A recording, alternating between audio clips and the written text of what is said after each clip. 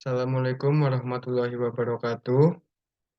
Sebelumnya, perkenalkan nama saya Dava Anantalwa Saputra, NIM 114210083 dari Teknik Lingkungan Angkatan 2021, asal Semarang.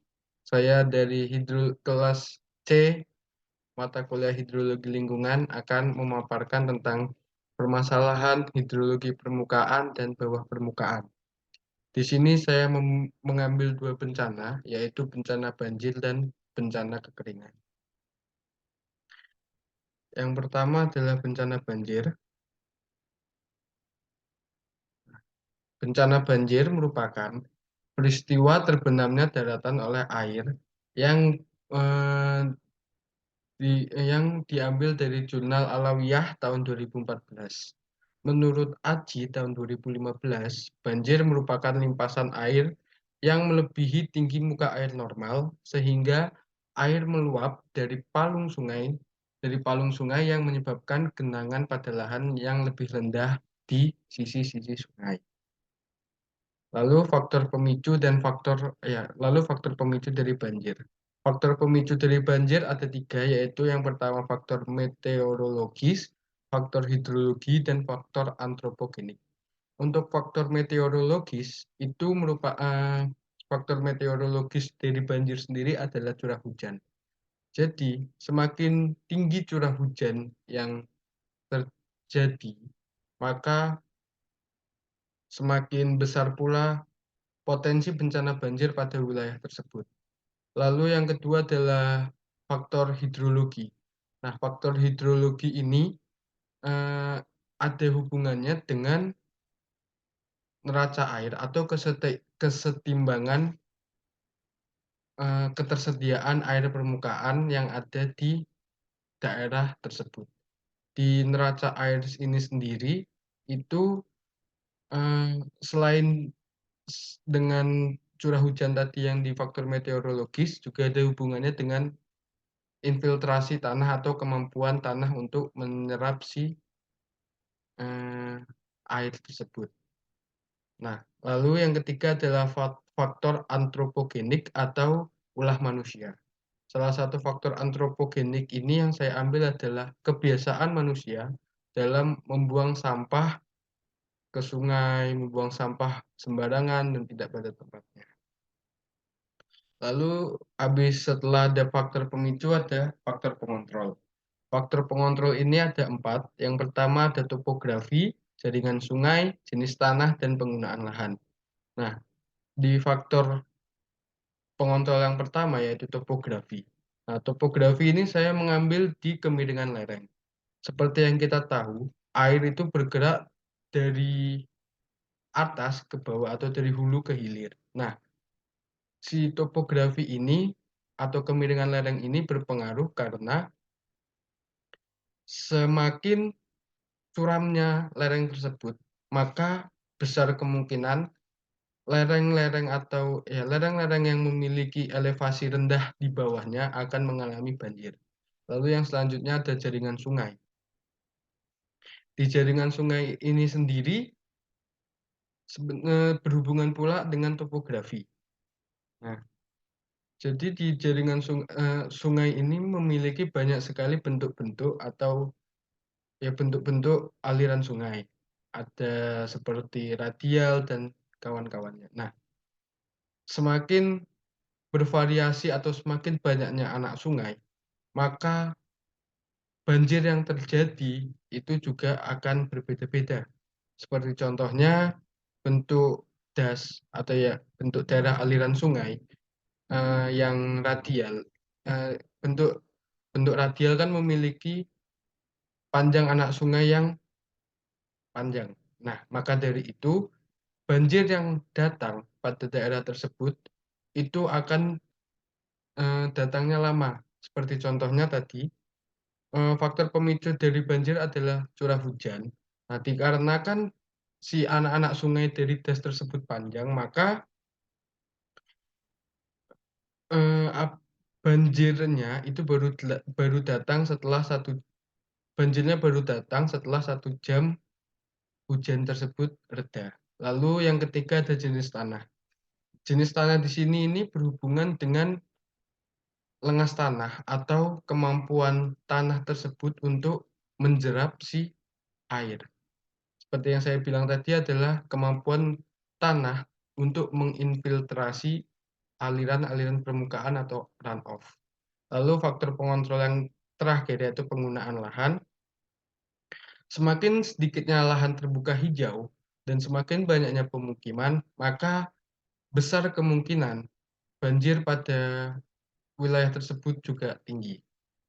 Selanjutnya ada upaya pengelolaan. Nah, upaya pengelolaan di sini ada 3, yaitu pemeliharaan kondisi hutan, membuat saluran drainase, dan membuat kolam yang memisahkan rumah dengan sungai.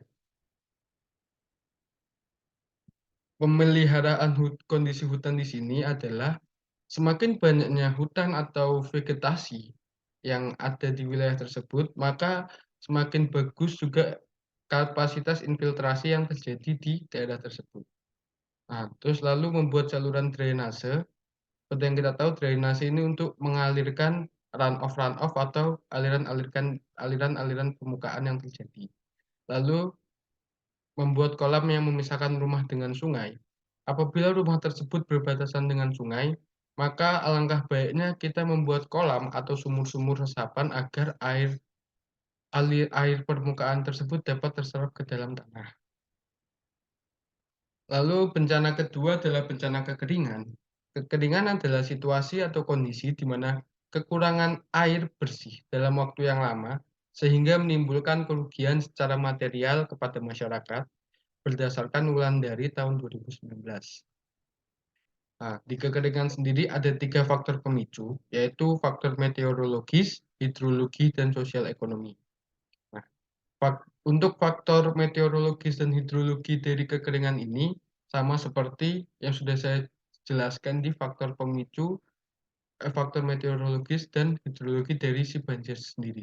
Nah, yang berbeda dengan si banjir adalah di faktor pemicu dari kekeringan ini ada faktor sosial ekonomi. Nah, mengapa saya memasukkan faktor sosial ekonomi? Dikarenakan banyaknya eh, semakin banyaknya perusahaan-perusahaan yang ada di wilayah tersebut, maka perusahaan-perusahaan tersebut akan terus-menerus menyerap air tanah atau mengambil air tanah, sehingga menyebabkan air tanah tersebut akan habis. Nah, apabila air tanah tersebut habis dan tidak dibarengi dengan infiltrasi tadi, maka air tanah akan kering dan menyebabkan kekeringan pada wilayah tersebut. Lalu ada faktor pengontrol. Nah, yang pertama adalah sarana dan prasarana, lengas tanah, dan antropogenik. Untuk sarana dan prasarana, itu sama seperti sosial ekonomi tadi. Nah, semakin banyaknya perusahaan-perusahaan atau perkantoran, maka akan menimbulkan potensi kekeringan yang lebih tinggi. Lalu, selanjutnya ada lengas tanah. Lengas tanah adalah kemampuan untuk menyerap air. Jadi semakin bagus tanah tersebut atau semakin struktur dan tekstur tanah tersebut semakin baik, maka kemampuan infiltrasi tanah akan semakin bagus dan menyebabkan bencana kekeringan akan semakin berkurang. Dikarenakan air-air permukaan atau runoff akan terserap ke dalam tanah dan mengamankan ketersediaan air tanah. Lalu ada faktor antropogenik. Nah, di antropogenik di sini berbeda dengan banjir. Kalau di sini adalah keserakahan manusia. Nah, apabila manusia serakah dalam menggunakan air bersih, maka di masa depan timbulnya kekeringan akan semakin tinggi. Lalu upaya pengelolaan untuk bencana kekeringan sini ada 3, yaitu yang pertama pembuatan embung atau waduk untuk menyimpan air pada saat musim hujan, sehingga air-air tersebut bisa digunakan pada musim kemarau. Lalu pemanfaatan air secara efektif dan efisien. Jadi setiap perusahaan-perusahaan harus dihimbau atau diinformasikan bahwa harus menggunakan air secara efektif dan efisien dan tidak memfoya-foyakan air. Lalu yang ketiga, program penyadaran masyarakat tentang pentingnya air. Ya, seperti yang saya bilang tadi, agar masyarakat tidak memfoya-foyakan air atau membuang air. Kita bisa melakukan program penyadarannya dengan memberikan informasi bahwa setelah kita menggunakan keran atau setelah kita menggunakan apa bisa segera dimatikan. Ini adalah daftar pustaka atau jurnal-jurnal yang saya gunakan dalam menyusun PowerPoint ini. Sekian dari saya. Apabila ada yang ingin ditanyakan, maka saya persilahkan. Izin bertanya, Mas Dava. Iya, gimana Mas Bayu? Ya, sebenarnya perkenalkan, nama saya Bayu, NIM 114210087 dari Hidrologi Lingkungan kelas A. Tadi kan ada faktor pemicu sama pengontrol ya. Iya Mas. Mau tanya aja perbedaan faktor pemicu sama faktor pengontrol itu apa? Itu aja Mas Dava. Oke, baik Mas Bayu, terima kasih atas pertanyaannya. Di sini saya izin menjawab Mas. Jadi, buat perbedaan faktor pemicu dan faktor pengontrol itu, kalau faktor pemicu itu adalah yang menyebabkan daerah tersebut atau yang menyebabkan bencana tersebut itu terjadi. Seperti tadi banjir yang disebabkan oleh curah hujan. Jadi semakin besarnya curah hujan jadi apabila curah hujannya terjadi secara intensif, maka akan menyebabkan banjir. Kalau curah hujannya tidak terjadi secara intensif, maka akan menyebabkan kekeringan. Jadi faktor pemicu ini adalah faktor yang sudah tetap dan pasti. Apabila ada terjadinya curah hujan atau hujan yang banyak, maka banjir. Kalau enggak, maka akan kering. Lalu buat faktor pengontrol adalah faktor yang mengatur besar kecilnya si bencana tersebut. Nah, seperti penggunaan lahan. Nah, apabila penggunaan lahan pada daerah tersebut didominasi oleh perkebunan, persawahan, maka bencana banjir dan bencana kekeringan akan bisa dikontrol besar kecilnya. Jadi semakin banyaknya perkebunan dan persawahan tersebut, bencana banjir dapat ditanggulangi dan bencana kekeringan juga dapat ditanggulangi karena semuanya akan masuk ke air tanah dan menyeimbangkan ketersediaan air tersebut baik mengamankan ketersediaan air tanah dan mengurangi yang ada di permukaan. Apabila penggunaan lahan didominasi oleh permukiman, perkantoran, maka air-air permukaan akan tidak masuk ke dalam tanah atau tidak terinfiltrasi dengan baik ke dalam tanah, sehingga menyebabkan air tanah tersebut habis dikarenakan terus diambil oleh pemukiman dan perkantoran, sehingga dapat menyebabkan besarnya si banjir di air permukaannya dan akan menyebabkan kekeringan, besarnya kekeringan, luas wilayah kekeringannya pada bencana kekeringan. Begitu Mas Bayu.